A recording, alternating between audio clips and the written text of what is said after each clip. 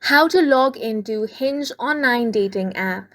Hi guys, welcome to our channel. Let's begin. In this video, I will guide you on how you can log into Hinge online dating app.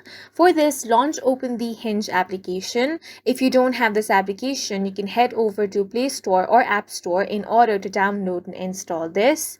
Now, this is the interface of Hinge dating app. If you do not have an account, tap on Create Account option. Now, you will have to fill up some details in order to create your new account.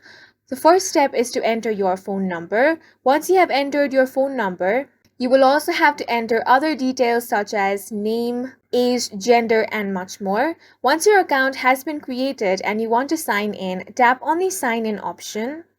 Now, you can sign in using your Facebook account or sign in using your phone number. If you select your Facebook account, you will have to enter all the credentials of your Facebook account. If you want to sign in using your phone number, tap on the second option. Now, first you want to select your country. Once you have selected the country, enter your mobile number. Tap on the arrow at the bottom right corner.